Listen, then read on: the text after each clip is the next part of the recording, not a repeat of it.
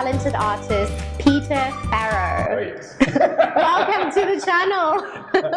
So Peter, would you mind just telling the few people like who you are and what it is that you do? Okay. A brief history. Yes, we don't have to sit here the whole day, Okay, but well, just a quick one. From the advertising industry 20 years ago.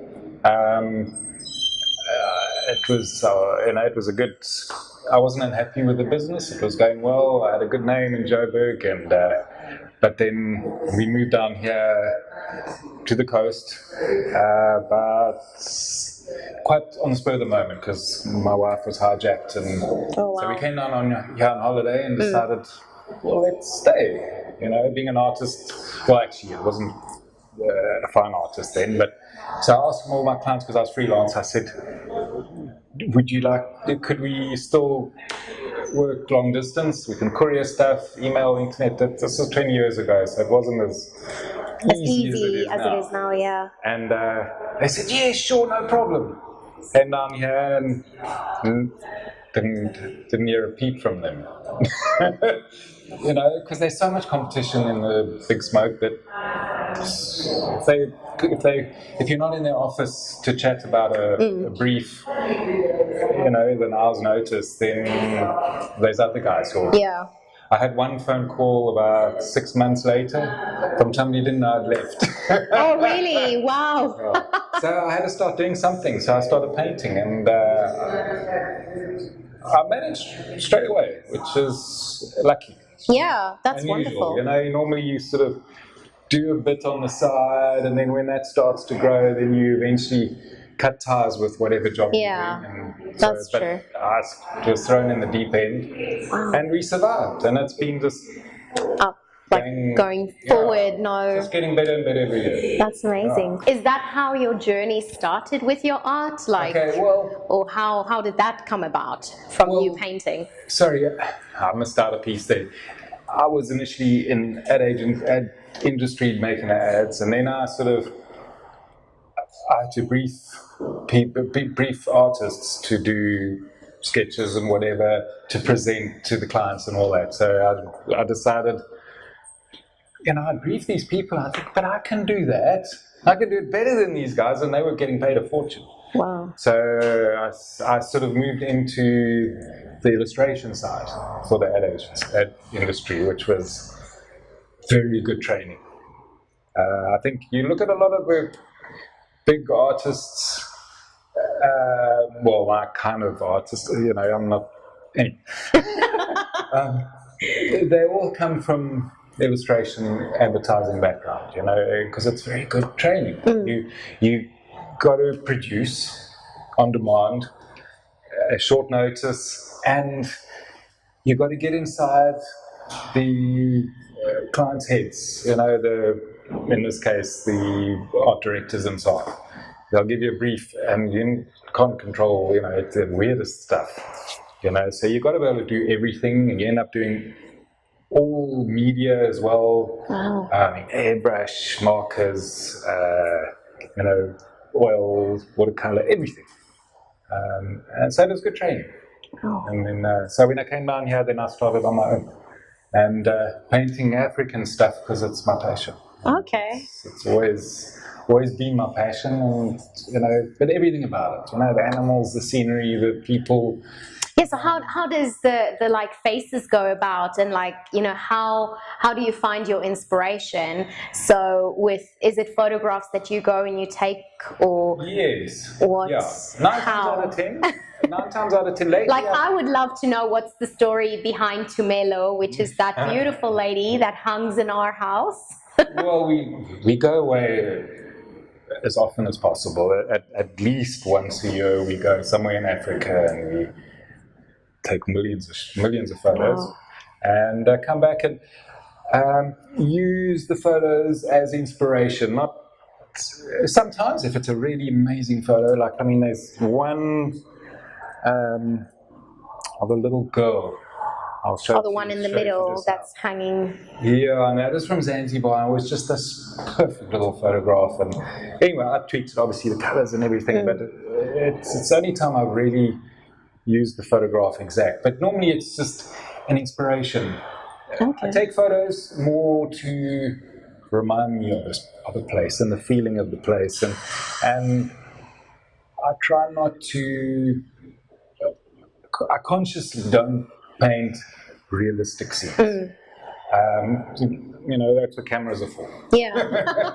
You know, so I try and portray the feeling of the place, the you know, the temperature of the day, and the whole feeling. Like, to me, Africa, you'll see some of the paintings, but it's about the the spirit atmosphere. of that, yeah. And there's dust in the air, and there's a whole atmosphere. It's not crisp like probably European kind of scenes. You know, there's a lot of grit. Yeah. If I'm, say, painting a face, Yeah. you know, it's not a face on a background. Yeah. It becomes part, yeah. Because you can't really see with a lot of your paintings where the face ends and where the background begins. Because for me, it's all. And it's not an accident. No, you know, it's very much. The background is part of the animal, or the person's face, or whatever. It's all one, and they must blend together and become each other. You know, because an African face or African woman, like I paint a lot of them, they're part of Africa. Yeah. They're part of so it's not just a face on an African scene. Yeah. You know, and then even, I mean, you've got your faces, you've got your wildlife scenes, you've got your abstract scenes. So like do you have like any rituals? So do you like look at something and be like, oh, today I'm painting a face, today I'm painting this? Or do you just go into the studio and be like, okay, today it's wildlife? Or you work on so many paintings at a time? Or how's that? I tend to work on at least 6 at a time. Wow, okay. So it can be 6 wildlife, or it can be 6 mixed, or you try to mix it up? I'll do animals for a month or 2 until I start to feel like, oh, I've had enough. If you paint one more lion. Then I'll change to the faces or to abstracts or whatever, and it's to keep fresh. Yeah.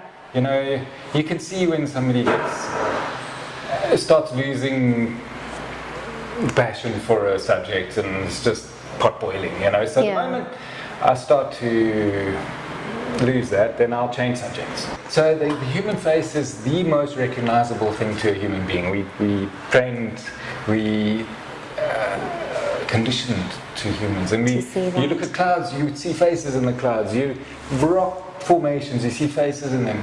We just conditioned to it, so you can really go crazy. Yeah.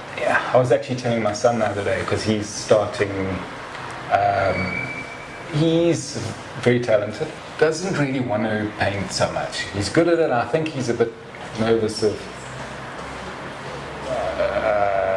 people comparing to me. Yeah, because I think that is what a lot of people would probably do, because being Peter Pharoah's son. I suppose there's some pressure on him, but he's a bit hesitant. So, and he'll do one, and it's amazing. And he'll tell him it's amazing, and he thinks, okay, well, that's cool. You know, I can do that now. And I told him the other day, I've been doing this thing for over 20 years now, and every single day that I paint, I feel like a beginner. Wow. Because I don't rest on my laurels. You know, if I do a nice painting, okay, that's cool. I need to learn something more and the next improve time. and do every something. Day I need to learn something. Wow. And challenge myself to do something that I haven't done before. Because if you're not pushing, you can see it in the paint. Exactly. So one of your paintings was selected to be used in Nando's. So how did that come about? Like, you know, how... I have to ask my manager. Okay. So Peter just paints that was because it was on the cover of the British in-flight magazine. Oh, okay. So I think they saw it there, and then they wanted that. And is there any other paintings like that you guys think of rolling out for other restaurants, or? I think we've got paintings everywhere. Yeah, I know. There's so many. I try and just focus on the painting. So Peter mainly focus on the paintings, and his lovely wife is also managing him. So I must say, put in a good word. It's you need somebody like her to take care of it. You know, if I'm going to bother concern myself with payments and orders and all that, anything that goes with it. It's hard because that's what I'm doing at the moment, and you know, then some weeks will go past, and then I'm like, wow, I haven't even picked up a brush. Exactly, and then when you get back to it, you're a bit rusty. Yeah. You know, and I've just, as I said, 20 years, and I'm still learning. I've just recently learned how important it is just to keep on painting. Yeah. I used to do a batch like 10. And then I'd have a couple of days off. I'd do a bit of my admin, which is like gallery stuff, and then I'd get back to it. And then every time you get back to it, it's hard. It takes you then longer. Whereas if you're just in it, you know, it takes a couple of days to get back into the mindset of where you left off the last time. So now I've just realised I'll just push it through. So they kind of lock you up in the studio for the time being. Yeah. And heaven forbid I should change something. Because I've got a rack in my studio of paintings that are done, but not done enough for me to have signed them. Oh, okay. And then my wife will come photograph. Well, I'll photograph them, and then she'll go off and sell them. And then you'll be like, it's not done. And then she'll come say, okay, well, that one's sold. I need it. Oh no, I've changed it because I wasn't quite happy with it. Oh wow. So yeah, that's her biggest gripe. So what projects are you currently working on?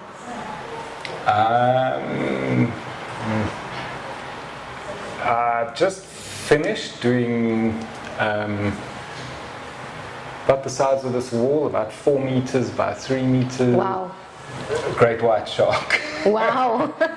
And not only that, when I started researching it, looking at photos and stuff, I saw some beautiful underwater, this big torpedo with the light shimmering off. No, they wanted it breaching. Oh. It was quite, anyway. Wow. And they wanted silver leaf in it, so it was quite a... Wow, so was this the first time you actually worked with silver leaf, or you've worked with... Well, I worked with gold leaf for the same client. How's this for a brief? Try wrap your head around this brief. I was asked to do a lion, those sort of same size, 4 meters or so. Wow. A lion in green, blue, and gold leaf. Wow. That was an interesting lion, most probably. I would love to see it took me a photo of that. A month to get my head around it, and I never did. I just started painting one day, and it actually worked out very well. Wow. It's actually, that's the thing. The bigger the challenge, and the more thought you put into it, and the deeper down that hole you've got to go, the better the painting at the end of the day. You know. That's true. Anyway, this one now. Then I. Oh, sorry. So for this. I've just had to do also green and blue lines, sort of in the vein of these ones walking towards you, and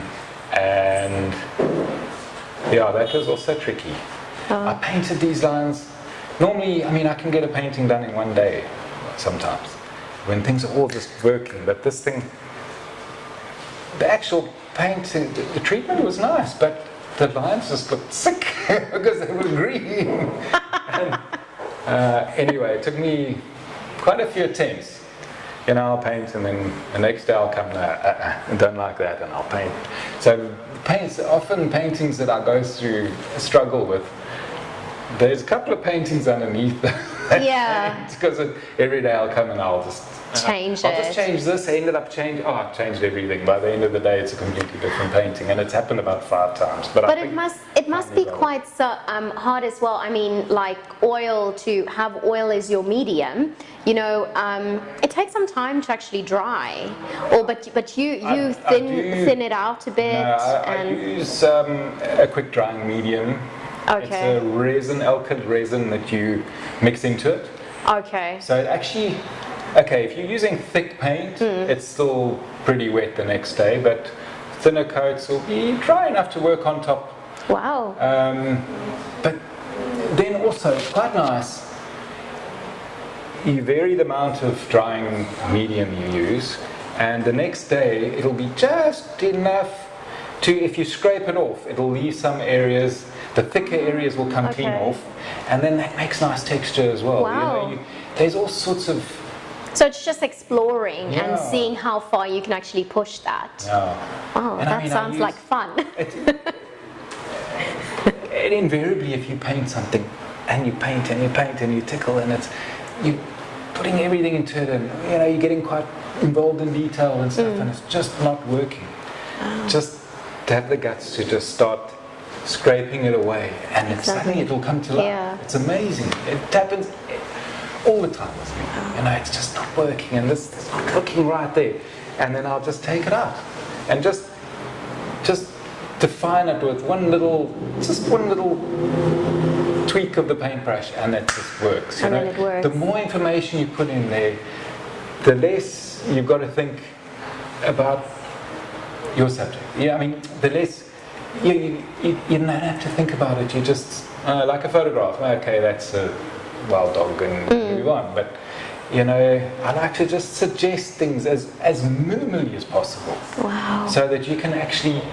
The best artist in everybody is and you can actually you form a better picture. The viewer forms a better picture of it just with a couple of clues. Exactly, because I think also with some of the artwork you can also interpret it differently and say, I feel this woman is in love. I feel this woman is angry. It depends from which person it comes, and you can kind of interpret it in so many different ways, which is amazing. And I mean the best features I've done, like the best eye or best lips or whatever, are the ones that where there's virtually nothing there and there's just a little highlight to show a bit of wetness in the eye. Yeah. It's perfect, The less you can put in, the better. And the same with the lips, it sort of blends, and then just a little tweak just to show where a bit of the highlight is, and that's amazing. to me. Yeah. Well, it's your art. Would you like to tell us a bit more about your gallery? The gallery works brilliantly. For me, I mean, we did it through one of the bigger galleries in the country and so on, and it for about 3 years, and it just. To me, it didn't feel right. The gallery owners trying to influence you to go a certain way or to do this and that. So you prefer to have your own gallery and you put up your own stuff. And it's just so much better. You can, because you're not giving half the money away, you can also keep the prices low. Yeah. And secondly, I can paint what I want to paint, which inspires me, and I can push myself as opposed to somebody else demanding, like if I get inspired to do a certain subject, I just run with it. Yeah. I don't have somebody saying, but we've got so many clients asking for this. Okay, I still have that, but anyway. But now you can say, no, we've got all of this. And it works great, and I get to meet a lot of the buyers, and that's awesome. So I can put faces to my favorite paintings all over the world. Seeing that you travel so often, if you can go to any destination today, where do you think you'll go? Well, we've been quite a few places, but we're planning to go. The next place we're going is Malawi. Oh wow! But everywhere, especially African places, though. I mean. So that's very close to your heart. Anywhere in Africa, and you're happy. Bush. I love the bush. I love it where we are now, but I think maybe that's why I paint a lot of the African bush and stuff, is yearning for it. I sort of grew up more in the bush areas, sort of north of Joburg, and it's in my heart, and I kind of put myself there in my paintings and live it in my paintings, and so I need to go and actually see and experience that. Wow. Yeah, experience it often. So anywhere in Africa is great. I mean, we just come back from Zimbabwe. I should go to Mozambique. That'd be nice. Anywhere in Africa. Oh, cool. What would your advice for any young artist starting out be? You could have given me some warning on that, but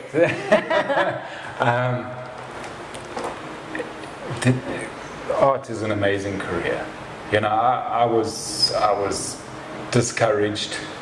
I was because I had a talent from early on. I was pushed into advertising, because you can't make a living in art, according to my parents. But you very definitely can. And I don't know if the world's just changing or if it's becoming easier to do, but build up a body of work, practice, and get it all together and start showing people. It's a great career, but you've got to be good. Yeah. And anybody can be good, but you just got to practice. Okay. I mean, you don't do a couple of paintings and decide, I'm good. Yeah. That's it. As I say, I mean, 20 years down the line, it's like I'm on day one. Wow. And you just got to keep on. And one does a great painting, everybody goes wild about it. You sit back and say, I've arrived. Then you're dead in the water. Yeah, you need to do the next one even better and do something better. Yeah. And I think that is actually the secret. So Peter, as a little thank you for being on the channel, I would like to give you one of my Nespresso key rings. Yes. Wow. So it's all made with recycled Nespresso capsules. Very nice. Yes. You're most welcome. Yeah. That's awesome, eh? So guys, thank you so much for watching. I hope you've enjoyed this. If you have, please do give us a thumbs up and consider subscribing to the channel. I hope you have a wonderful day and go and create something beautiful.